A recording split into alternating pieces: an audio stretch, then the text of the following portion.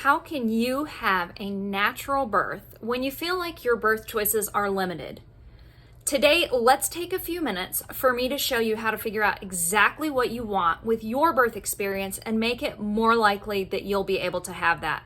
If you'd like it, I also have a gift for you watching today. It's the Ultimate Pregnancy Checklist Pack. It's got checklists to help you figure out everything for your pregnancy, from dialoguing with your doctor or midwife to preparing for your baby to making sure that you're literally checking all of the boxes to be ready for your birthing day and to be ready for your baby's arrival. Just drop a line below and I will send that over to you. If you don't know me, my name is Kristen and I am a pregnancy coach who works with pregnant mamas all over the world. I've had 8 babies and 8 natural births of my own, and I've helped thousands of moms have healthy pregnancies and prepare for awesome natural births. Each day, I'm bringing you an actionable tip that will help you prepare to give your baby a beautiful beginning. And like I said, today we're talking about what you want and how figuring that out can help you prepare for a good birth experience, even when you feel like your options are limited.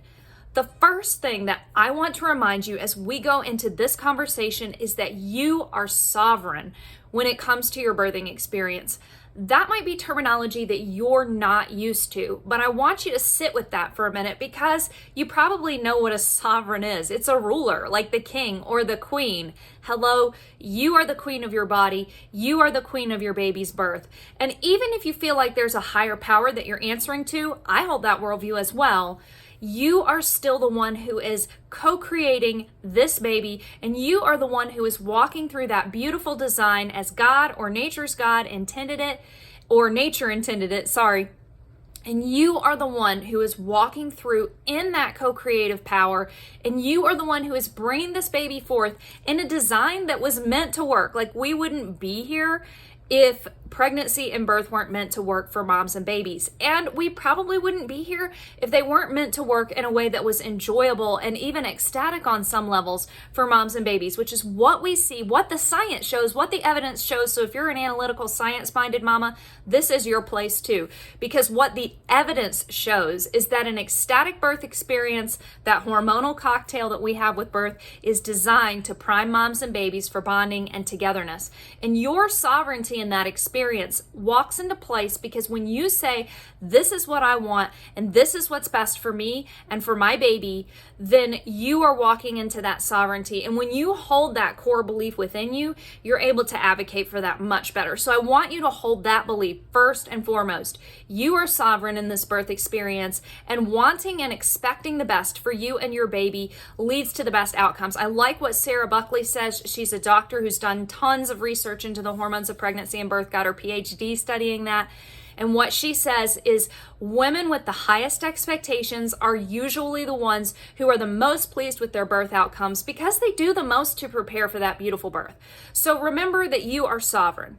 Having said that, I also want you to understand the system that you're operating within. So if you feel like your choices are limited, I want you to look at the choices that you have. Sorry, there's a fly, guys. But anyways, I want you to look at the choices that you have, and I want you to understand the systems that are there. So do you have a home birth midwife available? Do you have an out-of-hospital birth center available that has midwives?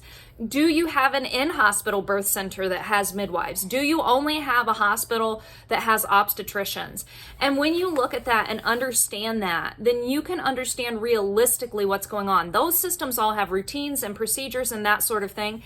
And there may need to be some give and take for you to have the birth experience that you want within those. Of course, with sovereignty, I would be amiss if I didn't mention that it is possible for you to choose to opt out of those systems 100% altogether and pursue a free birth experience. I believe that moms everywhere deserve to have a guide, a sage, somebody who's been there and experienced and who loves them to walk through pregnancy and birth with them. But I realize that might not be the option in your area. And so looking at one of those options, either supported by a pregnancy coach like me to augment that care, or because you've opted out and you still want that wise woman perspective, those can be options for you too. So remember to think outside the box. Also remember that travel might be a possibility. So look at the systems around you and realize sometimes you might have to have a wiggle room. Now, the biggest tip that I can give you if you realize I am going to birth within that system is to really prepare.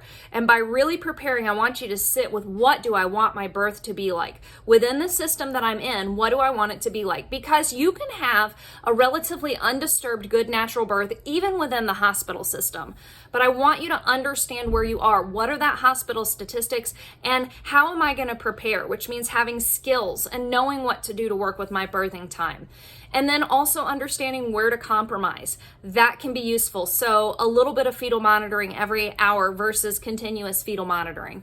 Waiting at home as long as possible so that by the time you get there, things are really moving along.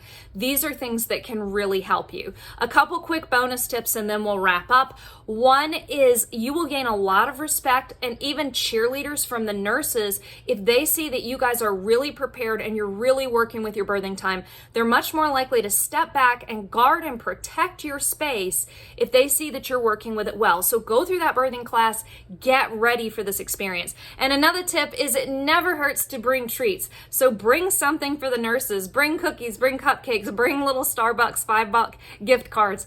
That sort of thing can go a long way just to creating goodwill and a sense of warmth and a sense of appreciation that will again lead to them guarding your space.